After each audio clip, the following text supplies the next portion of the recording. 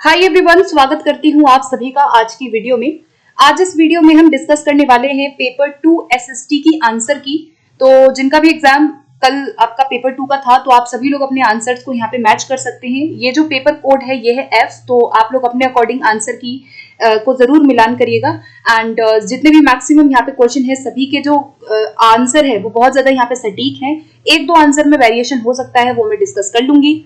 तो चलिए फिर स्टार्ट करते हैं। और इसी के साथ साथ अगर आपको लैंग्वेज पोर्शन की आंसर की अगर आपको देखनी है, तो मैंने इंग्लिश और हिंदी दोनों अपलोड कर दी है। तो इंग्लिश हिंदी के लिए आप लोग चैनल पे चेकआउट कर सकते हैं, प्लेलिस्ट में जाके देख सकते हैं। तो चलिए फिर स्टार्ट करते हैं अपने फर्स्ट क्वेश्चन से। फर्स्ट क्वेश्चन का आंसर जो है 31 का, तो यहाँ पे देखो मैं क्वेश्चन नहीं पढ़ूंगी, पूरा एक्सप्लेनेशन में नहीं करूंगी, केवल राइट आंसर मैं यहाँ पे आप लोगों से डिस्कस करने वाली हूँ। ठीक है, तो फर्स्ट क्वेश्चन है समताप मंडल की परिस्थितियां हवाई जहाज उड़ाने के लिए आदर्श होती है, तो उसका कारण बताना था। तो यहाँ पे हो जाएगा option number 2, free from clouds and related weather. ठीक है, ऑप्शन नंबर बी हो जाएगा फॉर 31 क्वेश्चन। आगे बढ़ते हैं। 32 क्वेश्चन है, विच of the following means of transport is cheapest for carrying heavy and bulky good. तो यानी कि चीपेस्ट भी बताना है और वो बताना है जो भारी सामान है, बड़े आकार वाले सामान है उसके लिए। तो यहाँ पे रेलवेज यहाँ पे करेक्ट आंसर हो जाएगा ऑप्शन नंबर डी। नेक्स्ट पे आते हैं, अगला है suggest the type of resources we should use more in order to save our environment. यानी कि किस तरह के संसाधनों को हमें ज्यादा अधिक उपयोग करना चाहिए। तो यहाँ पे आंसर इसका हो जाएगा रिन्यूएबल जो रिसोर्सेज हैं, यानी नवीकरणीय संसाधनों का यूज हमें करना चाहिए। तो 33 के लिए हो गया डी। 34 है, gulf stream is a warm ocean current because it. तो गल्फ स्ट्रीम के बारे में आपसे पूछा गया था, तो इसका जो आंसर होगा वो होगा because it originates near the equator. जो इक्वेटर है यानी कि जो भूमध्य रेखा है उसके निकट से ये जो है उत्पन्न होती है। ठीक है, तो आंसर हो जाएगा सी फॉर 34 क्वेश्चन। 35 क्वेश्चन पे बढ़ते हैं। 35 में आपको मैचिंग करनी थी विद दी यहाँ पे जो हमारे लेयर्स हैं। ठीक है, एटमोस्फेयर में तो ओजोन लेयर है, रेडियो ट्रांसमिशन है, वेदर फिनोमेना या फिर थिन एयर। सो इसका जो करेक्ट आंसर होगा इस क्वेश्चन के लिए वो होगा ए का ओजोन लेयर जो है वो आपका हो जाएगा समताप मंडल यानी कि स्ट्रेटोस्फेयर। तो ए का थर्ड देख लो कहां पर है, जहां पे भी ए का थर्ड है वो आपका करेक्ट होगा। तो इसका सी करेक्ट हो जाएगा, ए का थर्ड, बी का 4, सी का फर्स्ट एंड डी ऑप्शन का हो जाएगा सेकेंड। ठीक है, आगे बढ़ते हैं क्वेश्चन नंबर 36 पे। 36 क्वेश्चन है कि चूज द फॉल्स स्टेटमेंट। हमें यहाँ पे बताना था एनर्जी रिसोर्सेज के बारे में जो गलत है। तो यहाँ पे गलत जो है वो क्या होगा कि जो ज्वारीय ऊर्जा होती है वो समाप्य होती है। ठीक है, ये क्या है, ऑप्शन हमारा रॉन्ग है। तो बी इसका हो जाएगा करेक्ट फॉर 36 क्वेश्चन। आगे बढ़ते हैं 37 पे। 37 है, consider the following statements about the latitudes. तो यहाँ पे हमें बताना था कौन सा अक्षांश के बारे में बिल्कुल सही है। तो इसमें जो करेक्ट आंसर होगा वो बनेगा यहाँ पे ऑप्शन नंबर सी, कर्क रेखा जो है वो दक्षिणी गोलार्ध से होती है। ठीक है, तो सदर्न जो हेमिस्फेयर है वहां से होती है। तो ये जो है स्टेटमेंट बिल्कुल करेक्ट है। बाकी स्टेटमेंट की अगर मैं बात करूं तो गलत है।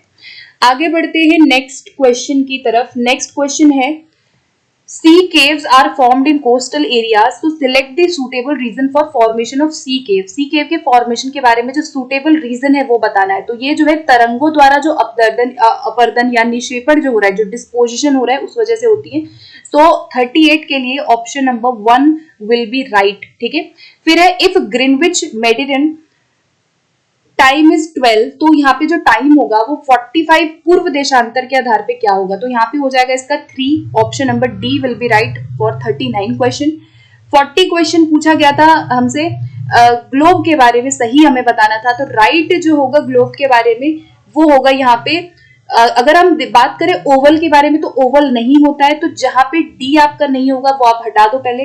तो यहां से डी हट गया, तो आंसर क्या बचा, ए बी सी। तो ए बी सी तीनों ही यहाँ पे क्या होंगे, करेक्ट होंगे। आगे बढ़ते हैं 41 क्वेश्चन में नेचुरल वेजिटेशन के बारे में बता रहा था कि जो सदाबहार वृक्ष है वो भूमध्यवर्ती प्रदेश के समीप क्यों उगते हैं, क्योंकि यहाँ पे क्या होता है, हेवी रेनफॉल होती है और जो इनका टेम्परेचर होता है इस रीजन का वो बहुत ज्यादा होता है। सो 41 के लिए ऑप्शन डी हो जाएगा करेक्ट। 42 क्वेश्चन पे बात करते हैं कि ग्लोब को 2 बराबर भागों में बांटने के लिए जो काल्पनिक रेखा होती है उसको क्या कहा जाता है। तो इक्वेटर कहा जाता है, आपका विषुवत रेखा जो होती है। तो ऑप्शन हो जाएगा इसका ए। नेक्स्ट पे बढ़ते हैं क्वेश्चन नंबर 43। तो 43 में आपको करनी है मैचिंग। तो शिफ्टिंग कल्टीवेशन का देख लो, कमर्शियल हो गया, इंटेंसिव हो गया और नोमैटिक हो गया, ठीक है। तो यहाँ पे जो करेक्ट आंसर होगा, यहाँ पे शिफ्टिंग का हो जाएगा आपका थर्ड में, ठीक है। जो कमर्शियल होता है वो आपका टेम्परेचर ग्रासलैंड्स में होता है, यानी कि जो शीतोष्ण घास घास के मैदान है। तो ए का थर्ड देख लो कहाँ पर है, बी का फोर्थ देख लो, तो यहाँ ऑप्शन डी करेक्ट हो जाएगा इसका। ए का थर्ड, बी का फोर्थ, सी का हो जाएगा यहाँ पे सेकेंड वन, एंड डी जो है उसका हो जाएगा हमारा फर्स्ट वन, ठीक है। तो यहाँ पे जो करेक्ट आंसर है वो बनेगा यहाँ पे ऑप्शन नंबर डी। नेक्स्ट पे आते हैं अब हम 44 क्वेश्चन पूछा गया था आपका। जो फेडरल सिस्टम है, it fulfils the needs and demands of the cultural diversities, एक असर्शन दिया गया और उसके आधार पे रीजन दिया गया कि it establishes multiple level of government in the country. तो इसमें जो है बोथ जो है यहाँ कहीं ना कहीं ट्रू है, और जो ए है वो आर की करेक्ट एक्सप्लेनेशन होगी। तो इसका 44 का ऑप्शन थर्ड हो जाएगा करेक्ट। 45 पे आते हैं। नेक्स्ट है कि किसी के प्रति पूर्वाग्रही होने का अर्थ क्या है। तो किसी के प्रति पूर्वाग्रही होने का अर्थ देख लेते हैं, टू जज, टू कंसिडर देम सुपीरियर, या फिर to disrespect those who are different, या फिर to discriminate against member of the group. तो पूर्वाग्रह मतलब कि आपकी जो पुरानी धारणा है किसी चीज को लेकर के। सो इस क्वेश्चन में अगर हम बात करें तो यहाँ पे उनको नेगेटिव किया जाता है, बिल्कुल है। और कभी भी हम सुपीरियर नहीं मानते, हमेशा जब भी पूर्वाग्रही हो रहा है तो हम उनको क्या करते हैं, लेस मानते हैं। तो आप बी ऑप्शन हटा दीजिए जहां पे बी है, क्योंकि हम श्रेष्ठ नहीं मानते हैं। तो बी हटा दो, तो जहां बी हटाएंगे तो वहां आंसर मिल जाएगा ए सी डी, ठीक है। इस क्वेश्चन में ए सी डी क्या होगा, करेक्ट होगा। आगे बढ़ते हैं 46 क्वेश्चन पे। 46 क्वेश्चन आपको पूछा गया था कि क्लास एक्टिविटी में शिक्षक ने आदिवासियों जैसी दिखने वाली गुड़िया का चयन करने के लिए कहा, और अधिकांश विद्यार्थियों ने रंग बिरंगे कपड़े, सिर पे मुकुट लगाए गुड़िया, जो नृत्य मुद्रा वाली गुड़िया है वो उठाई। तो ये व्यवहार क्या दिखा रहा है, तो डिस्क्रिमिनेशन होगा नहीं, प्रोग्रेसिव बिल्कुल भी नहीं होगा। तो ये जो है कहीं ना कहीं पूर्वाग्रह है, ठीक है। ये क्या है आपका, एक प्रेजुडिस को दिखा रहा है। सो ऑप्शन नंबर सी हो जाएगा इसका करेक्ट। आगे बढ़ते हैं नेक्स्ट 47 क्वेश्चन में। 47 क्वेश्चन में आपसे पूछा गया था कि ऑफिस जाने वाली महिला जिसे वेतन और सम्मान मिलता है तथा निष्पादित ऑफिस संबंधी काम की तुलना में घरेलू महिला द्वारा निष्पादित काम अनदेखा किया जाता है। तो इसके पीछे कारण क्या है कि जो घरेलू महिला है उसके काम को क्या किया जाता है, वहां पे हो रहा है अवमूल्यन किया जा रहा है, ठीक है। तो इसका जो संभावित कारण होगा वो होगा ऑप्शन नंबर सी, बिकॉज वहां पे कई बार घरेलू जो काम है उसको बहुत जो इम्पोर्टेंट है वो नहीं माना जाता है। सो इसका सी करेक्ट हो जाएगा, devolution of house hold work. Next है आर्टिकल बताना था कि नागरिकों के अंतर्गत किस मौलिक अधिकार की परिधि के अंतर्गत सर्वोच्च न्यायालय ने भोजन के अधिकार, निजता के अधिकार की बात, मतलब इन सारे अधिकारों की बात की है। तो आर्टिकल 21 में की गई है आपका अनुच्छेद 21 में। तो ऑप्शन डी हो जाएगा 48 के लिए। नेक्स्ट क्वेश्चन पे बढ़ते हैं। 49 क्वेश्चन में पूछा गया था कि the term all persons are equal before the law means, before the law में सभी जो व्यक्ति है वो कानूनी दृष्टि से समान है। तो इसका जो आपको बताना था कि इसका मतलब क्या है अकॉर्डिंग टू द कोड। तो यहाँ पे देख लेते हैं। देखो यहाँ पे इस क्वेश्चन में अगर हम सबको समान मान रहे तो असमानताएं समाप्त हो गई ये जरूरी नहीं है, अभी भी कहीं ना कहीं हमें इनइक्वालिटीज हमेशा नजर आती है ना। अगर आप देखोगे कितनी भी आप कानून बना दो, कितनी भी लॉज बना दो, अभी भी there are inequalities between people. तो ये जो है बहुत वैलिड रीजन नहीं होगा। तो सी जहां नहीं है वो आपका करेक्ट हो जाएगा। सीधा सा आंसर यहाँ पे ए हो जाएगा 49 के लिए। नेक्स्ट 50 क्वेश्चन है, Indian secularism is different from secularism practice in USA, यानी कि यूएसए में और इंडिया में बहुत डिफरेंस है। अगर हम धर्मनिरपेक्षता की बात करें तो इसके अकॉर्डिंग आपको बताना है इसका सही जो विकल्प है, मतलब दोनों के बीच भेदों की पहचान करने वाले सही विकल्प का चयन करना था। तो इस क्वेश्चन में अगर हम बात करें राइट आंसर की तो बी सी होगा, सी डी होगा, ए बी होगा। तो देखो यहाँ पे पृथकीकरण की बात नहीं की जाती है ना, ऐसा नहीं है कि जो स्ट्रिक्ट रिलीजियस अफेयर्स है तो सेपरेशन यहाँ पे नहीं होगा, है ना। सी वाला नहीं होगा, जहां सी नहीं है वहां हम नहीं लगाएंगे। तो ए और बी का करेक्ट होगा, ठीक है। बिकॉज यहाँ पे बोला गया कि India and USA both maintain strict separation between state affairs.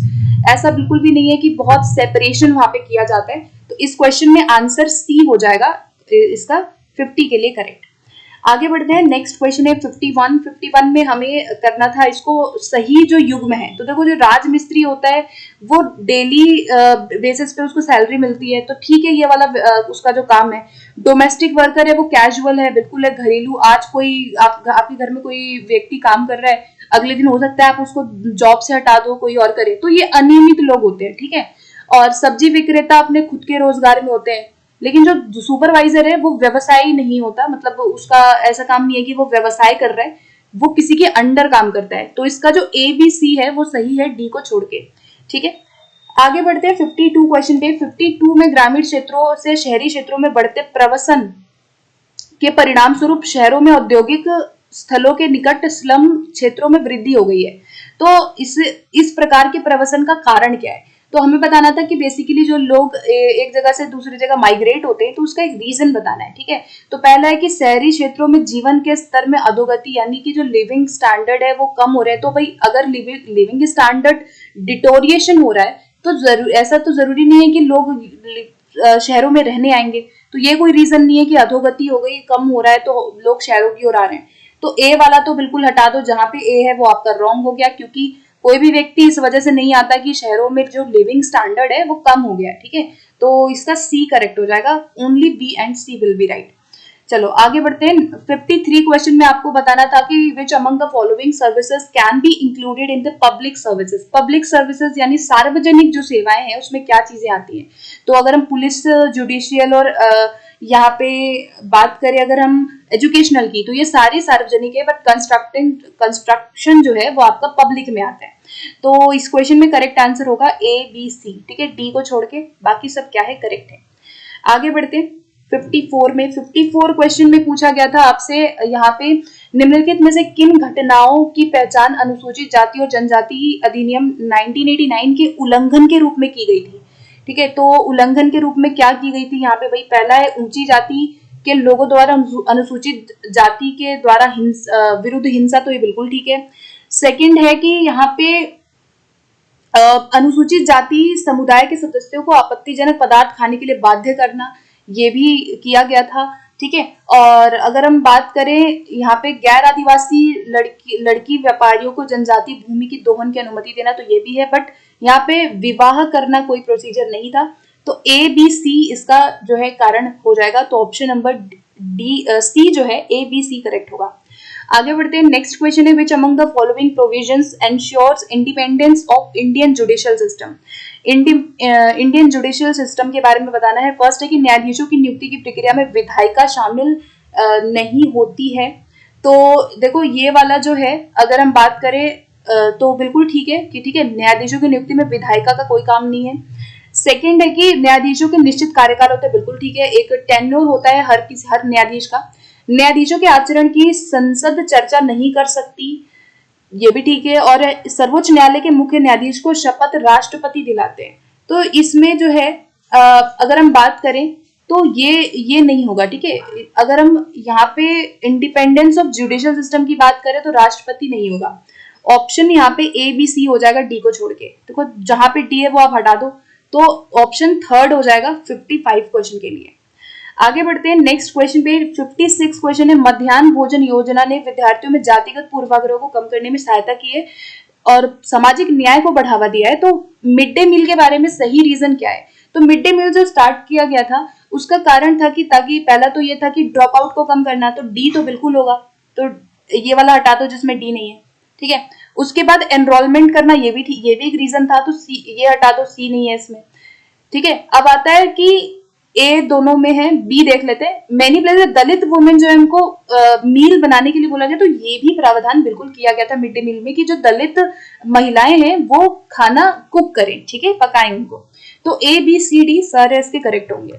आगे बढ़ते हैं, नेक्स्ट है खिलाफत मूवमेंट के बारे में दो कथन दिए गए हैं और दोनों कथनों को पढ़ के बताना है कौन सा करेक्ट है कौन सा नहीं है। तो 57 क्वेश्चन के लिए जो अगर मैं स्टेटमेंट की बात करूं तो 1920 में अंग्रेजों ने तुर्की के सुल्तान खलीफा पर बहुत सख्त संधि थोप दी थी, तो ये बिल्कुल ठीक है। और भारतीय मुसलमान चाहते थे कि पुराने ऑटोमन साम्राज्य में स्थित पवित्र मुसलमान स्थानों पर खलीफा का नियंत्रण नहीं होना चाहिए, तो ये हमारा हो जाएगा गलत। तो खिलाफत मूवमेंट में ए जो है वो ट्रू है, लेकिन जो बी है वो गलत है। सो ऑप्शन ए हो जाएगा इस क्वेश्चन का करेक्ट। 58 में आते हैं कि स्वतंत्र भारत के संदर्भ में दोनों कथन पढ़ना है। ठीक है, पहला है कि despite constitutional recognition of equality before law some Indians are more equal than others. फिर उसके बाद है the ideals set out in the constitution have not yet been fulfilled. तो ये भी ठीक है कि भाई जो भी हमारे आइडियल सेट किए गए अभी तक कॉन्स्टिट्यूशन के द्वारा वो अभी भी फुलफिल नहीं हुए हैं, अभी भी कहीं ना कहीं हमें फुलफिलमेंट दिखाई नहीं देती है। ठीक है, तो यहाँ पे जो दोनों हम असर्शन और रीजन की बात करें ये दोनों ट्रू है और एक्सप्लेनेशन जो है वो बिल्कुल सही है। तो ऑप्शन नंबर ए हो जाएगा फॉर 58 क्वेश्चन। ठीक है, आगे बढ़ते हैं अगले प्रश्न की तरफ।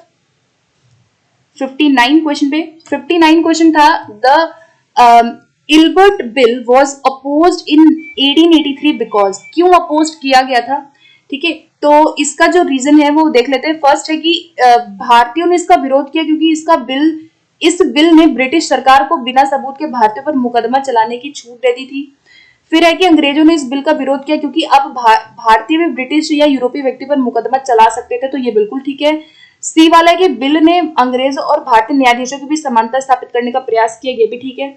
तो यहाँ पे जो करेक्ट आंसर है यहाँ पे बी और सी हो जाएगा। ठीक है, option B and C will be right. Option D हो जाएगा 59 के लिए। नेक्स्ट पे आते हैं। नेक्स्ट है 60th क्वेश्चन है कि who among the following reinterpreted verses from Quran to argue for women's education. किसने जो है वुमेन एजुकेशन के लिए, महिलाओं की शिक्षा के लिए पुनर्व्याख्या की थी? तो यहाँ पे इस क्वेश्चन में जो मुमताज अली है उन्होंने की थी, तो ऑप्शन डी हो जाएगा इस क्वेश्चन के लिए करेक्ट। आगे बढ़ते हैं क्वेश्चन नंबर 61 पे। 61 में हमें दो कथन दिए गए थे और दोनों कथनों में हमें बताना था कौन सा सही है कौन सा गलत है। तो इस क्वेश्चन में जो राइट है वो क्या होगा, दोनों ही इसमें करेक्ट होंगे और बी जो है वो ए का सही एग्जाम्पल है। ठीक है, बी जो है वो ए का सही एग्जाम्पल है, तो दोनों ही करेक्ट है। सी इसका करेक्ट हो जाएगा। आगे बढ़ते नेक्स्ट क्वेश्चन 62 पे। 62 में ज्योतिराव यहाँ पे ज्योतिराव फुले ने 1973 में जो किताब आई उसमें निम्न जातियों की दुर्दशा पर उन्होंने क्या डेडिकेट किया या क्या उन्होंने बोला? तो इस क्वेश्चन में आंसर हो जाएगा यहाँ पे एंटी स्लेवरी एक्टिविस्ट, यानी कि जो अमेरिकी लोग थे जो दास प्रथा का विरोध करने वाले थे उनके बारे में इन्होंने बताया था। सो बी इसका करेक्ट हो जाएगा फॉर 62 क्वेश्चन। आगे बढ़ते हैं 63 है we know very less about tribal groups in the medieval period because. जनजातीय समूह के बारे में हमें मध्यकाल में कम जानकारी मिलती है। क्यों? इसका रीजन बताना है। क्योंकि मध्यकाल टाइम पे लिखित दस्तावेज नहीं होते थे। ठीक है, ऑप्शन ए हो जाएगा कि भाई उनके पास लिखने का साधन नहीं था, लिखित दस्तावेज नहीं थे, इसीलिए हमें उनके बारे में जानकारी बहुत कम मिलती है। ठीक है, आगे बढ़ते हैं 64 क्वेश्चन था कि which one of the following is not true for mahajanapada regarding the collection of regular taxes. तो यहाँ पे जो करेक्ट आंसर होगा नॉट ट्रू बताना है यहाँ पे हमें। ठीक है, तो यहाँ पे ऑप्शन बी हो जाएगा कि जो फसल है उसका जो अर्धा हिस्सा यानी आधा हिस्सा है वो निर्धारित होता था, ये बात क्या है, रॉन्ग है। ठीक है, सो इसका हो जाएगा बी।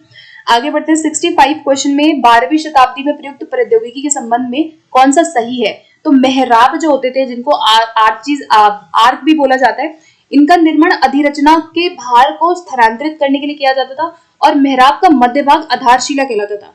तो यहाँ पे जो है मेहराब का मध्य भाग नहीं होता है, बी रॉन्ग हो जाएगा, बट ए जो है वो यहाँ पे केवल करेक्ट है, तो इसका हो जाएगा ऑप्शन नंबर 1।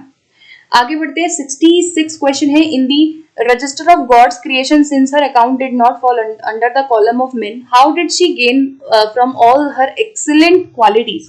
तो ये किसकी बात है, किसने ये लिखा है 13वीं शताब्दी में? तो 13वीं शताब्दी में रजिया सुल्तान ने इसको लिखा था। ऑप्शन डी हो जाएगा फॉर क्वेश्चन नंबर 66। आगे बढ़ते हैं 67 क्वेश्चन में बताना था कि कौन से पूरा पाषाण में चूना पत्थर से बने औजार मिलते हैं। ठीक है, तो चूना पत्थर से जो औजार था उसको हुंस्की कहा जाता है, तो हुंस्की जो है करेक्ट हो जाएगा। ठीक है, option number C for question 67। 68 question में आपको बताना था असर्शन और रीजन बेस्ड, जो कि नील के व्यापार से रिलेटेड पूछा गया था। तो 68 क्वेश्चन में पहला है कि जैसे जैसे नील का व्यापार बढ़ा व्यावसायिक प्रतिनिधित्व जैसे कंपनी कर्मचारी भी नील उत्पादन के निर्देश करने लगे, ये ठीक है। इसका कारण बोला गया कि इसमें होने वाले लाभ जो है अधिक लाभ आकर्षित होकर बहुत से लोग स्कॉटलैंड और इंग्लैंड से भारत आए और बागान मालिक बन गए। तो दोनों ही बात जो है करेक्ट है, ठीक है। तो both A and R true and R is the correct explanation of A. आगे बढ़ते हैं 69 में 16वीं और 17वीं शताब्दियों में यूरोपीय बाजारों में कपड़ों की मांग तेजी से आने से भारत के बुनकरों में परिवर्तन आए। तो इसका सही विकल्प चुनना था हमें। तो पहला है कि यहाँ पे एक्सपेंडिंग क्राफ्ट, तो ये बिल्कुल ठीक है कि भाई जो कताई बुनाई था वो एक्सपेंड हो गया था बहुत ज्यादा, ठीक है। तो रीजन ए जो है वो करेक्ट है। तो जहां पे ए नहीं है वो हटा दो, ठीक है। तो दो ऑप्शन बचे। अब देखते हैं या तो ए डी होगा या तो ए बी होगा। तो बी देख लेते हैं। बी बोला गया कि इंक्रीज्ड इंडिपेंडेंस ऑफ वर्किंग, यानी कि शिल्पकारों के कामकाज की स्वतंत्रता में बढ़ोतरी हो गई। और डी है कि एजेंटों से पहले ही पेशगी लेकर काम करने की नई प्रणाली हो गई। तो जो डी वाला है वो ज्यादा अप्रोप्रिएट है। ऑप्शन ए हो जाएगा 69 क्वेश्चन के लिए करेक्ट, ठीक है।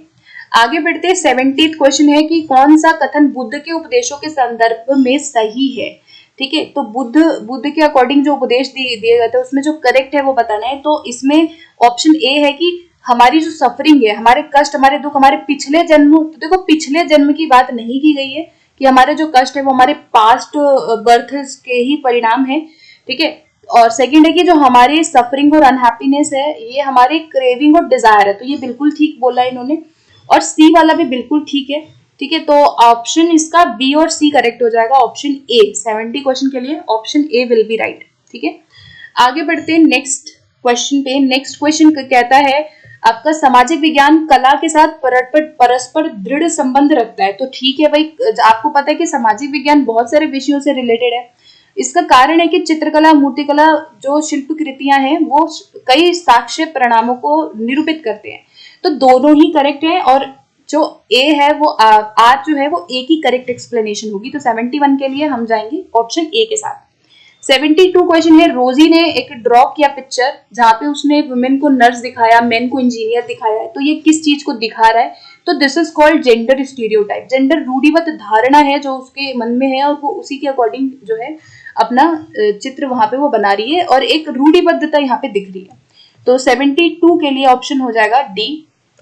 73 है, some students of class 6 question that if the earth is not flat then how the maps showing everything as flat। अगर हमें इस प्रश्न को डिस्क्राइब करना है तो सबसे बेस्ट क्या होगा? तो हम एनिमेटिकली उसको दिखा सकते हैं, मतलब एनिमेशन का यूज करके इस चीज को हम बेस्ट तरीके से बच्चों के प्रश्नों का जवाब दे सकते हैं। तो आंसर हो जाएगा showing animatedly how maps and globes, ठीक है, जो हम एनिमेशन दिखाते हैं। 74 क्वेश्चन पे आते हैं। 74 में है सामाजिक विज्ञान की प्रकृति जो होती है वो प्रकृति साक्ष्य आधारित और अनुभाविक है। तो बिल्कुल ठीक है भाई, साक्ष्य बेस्ड होती है। हमारे बहुत सारे क्या होते हैं, एविडेंस होते हैं। और स्टेटमेंट बी है कि इसका अध्ययन एकल घटना के बहुल व्याख्यान की ओर ले जाना है। तो ये भी बिल्कुल करेक्ट है, क्योंकि आप देखोगे कोई भी घटना होती है सामाजिक विज्ञान में, कोई हिस्ट्री की घटना है, उसके मल्टीपल इंटरप्रिटेशन होते हैं ना। जैसे अब एक घटना हुई तो एक व्यक्ति कुछ और बोल रहा है, एक व्यक्ति कुछ और बोल रहा है, तो इसके मल्टीपल इंटरप्रिटेशन सिंगल इवेंट के हमारे होते हैं, ठीक है। तो इस क्वेश्चन में करेक्ट आंसर जो है वो हो जाएगा ऑप्शन नंबर सी, ठीक है। चलो आगे बढ़ते हैं 75 क्वेश्चन पे।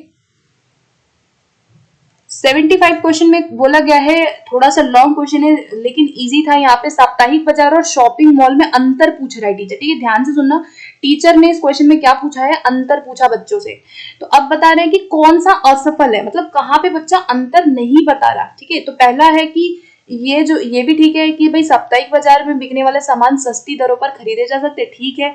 और शॉपिंग मॉल में जो है कुछ लोग ही जाते हैं, तो ये दोनों में तुलना कर रहा है, तो ठीक है, यहाँ तुलना हो रही है। दूसरा है कि साप्ताहिक बाजार ग्रामीण और शहरी दोनों में लगते हैं, जबकि शॉपिंग मॉल प्राय शहरी में लगते हैं, तो ये भी एक तुलना हो गई, ठीक है।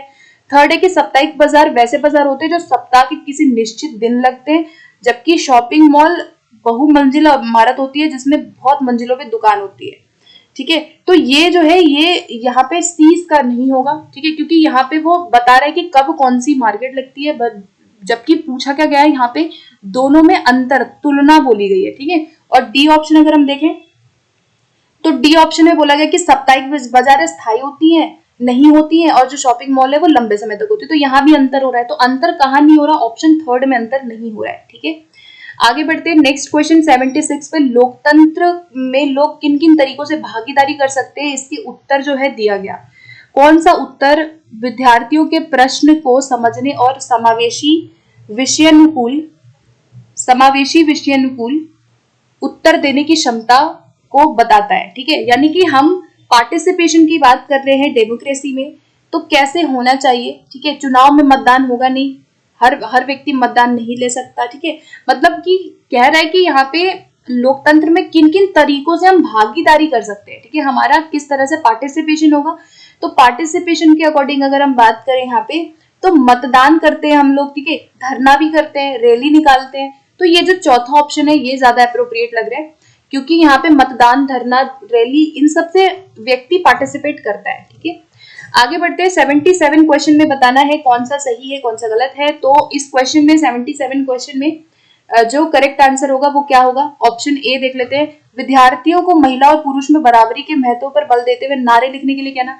मतलब कौन सा यहाँ पे जो आलोचनात्मक सोच है, क्रिटिकल थिंकिंग है, उसको विकसित करेगा। तो देखो, नारा लिखना कोई जरूरी नहीं है कि उसकी क्रिटिकल थिंकिंग नारा लिखने से हो जाएगी।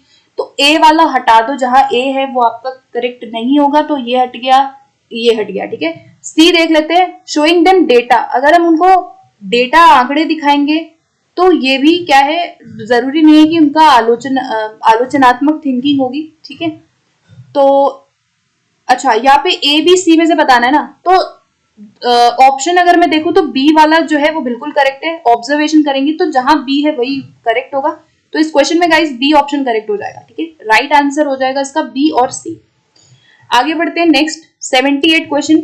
78 क्वेश्चन में शासन व्यवस्था के विषय पर कक्षा लेते समय विद्यार्थियों की सामाजिक जागरूकता और आलोचनात्मक कौशल को विकसित करने के लिए कौन से प्रश्न को पूछा जा सकता है, किस तरह के प्रश्न हैं।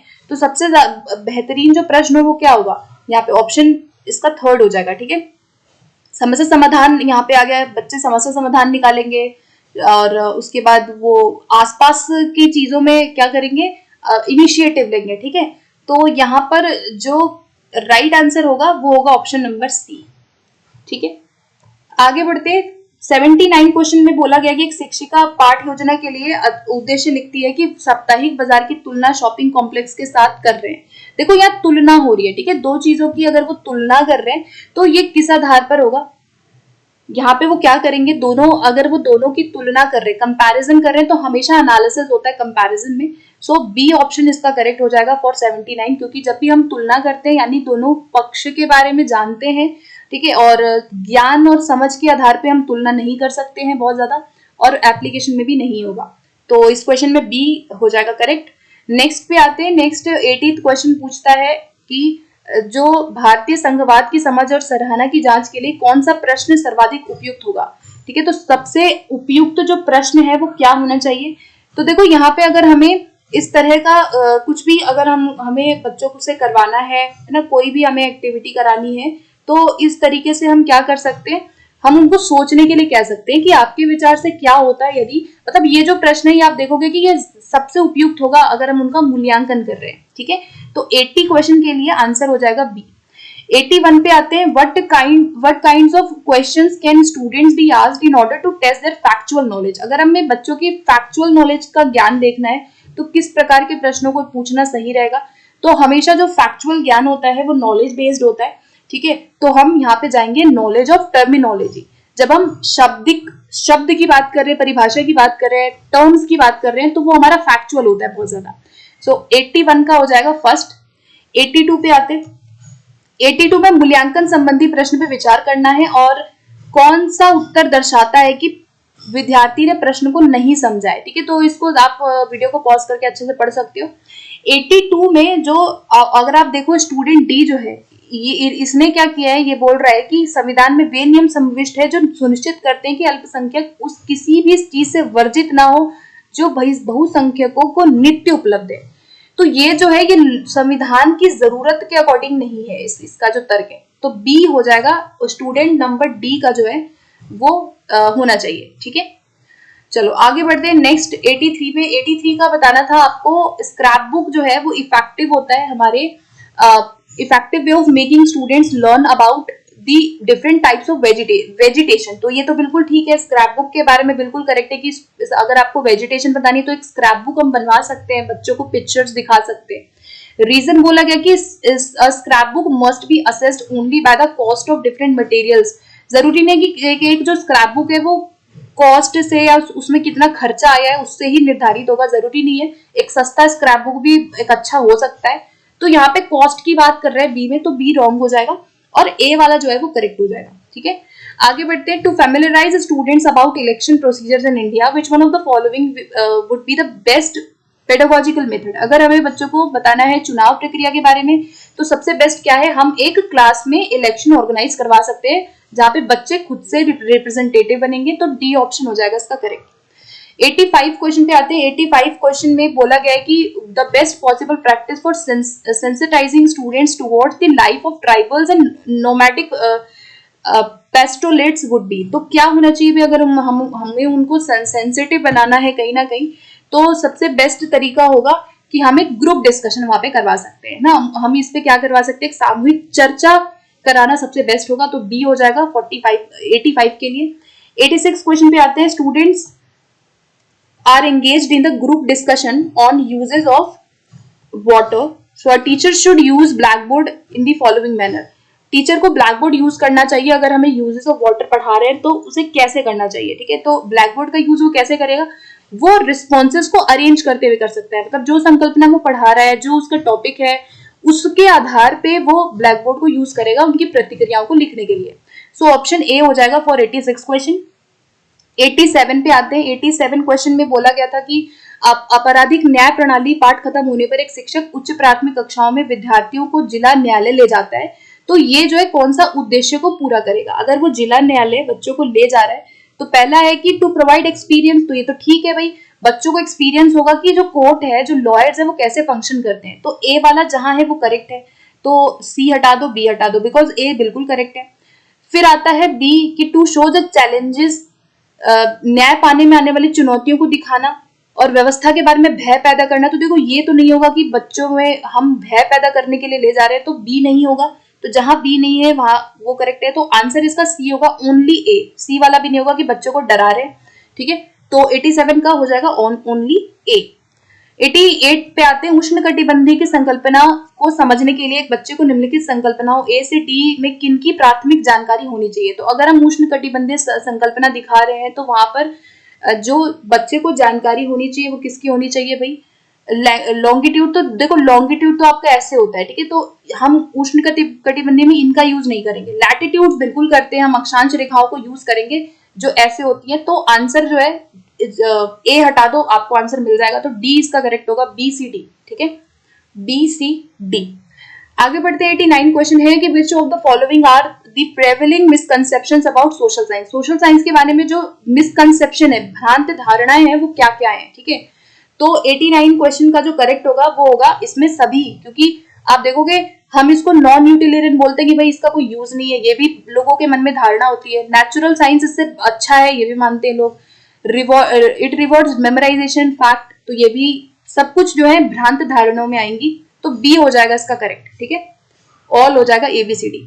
नेक्स्ट पे आते हैं। हमारा लास्ट क्वेश्चन है 90th क्वेश्चन कहता है, इसमें आपको बताना था असर्शन रीजन टाइप। ठीक है, तो नागरिक शास्त्र से राजनीतिक विज्ञान नामावली में परिवर्तन समकालीन भारत के मामलों के प्रति ध्यान वापस लेने के लिए था। और दूसरा है कि ब्रिटिश राज के प्रति भारतीयों में बढ़ती अनिष्ठा और पृष्ठभूमि में औपनिवेशिक काल के समय भारतीय स्कूल पाठ्यचर्या में नागरिक शास्त्र आया था। तो ये दोनों ही जो है करेक्ट है कहीं ना कहीं। ठीक है, तो बोथ आर ट्रू हो जाएगा कि भाई जो नागरिक शास्त्र से राजनीतिक विज्ञान जो हमने परिवर्तन किया वो यही था कि जो भारत में मामले हैं उसके प्रति बच्चों का ध्यान जाए। ठीक है, और इसका रीजन भी यही था। तो both are true and R is the correct explanation of A for this question. ठीक है, सो गाइस यहाँ पे 90 क्वेश्चंस हो चुके हैं। आई होप कि आपने अपने आंसर्स को मैच कर लिया होगा। ठीक है, एंड इसके अलावा अगर आपको लैंग्वेज पोर्शन की आंसर की देखनी है, हिंदी इंग्लिश, तो मैंने ऑलरेडी हिंदी इंग्लिश बना दी है। पूरी प्लेलिस्ट आपको मिल जाएगी, प्लेलिस्ट में जाकर के सभी आंसर्स को मैच करिए एंड इस वीडियो को आप अपने फ्रेंड्स तक ज्यादा से ज्यादा शेयर करिए जिनका भी पेपर 2 था। ठीक है, और subscribe to my channel for upcoming videos. ठीक है, thank you so much for watching this video.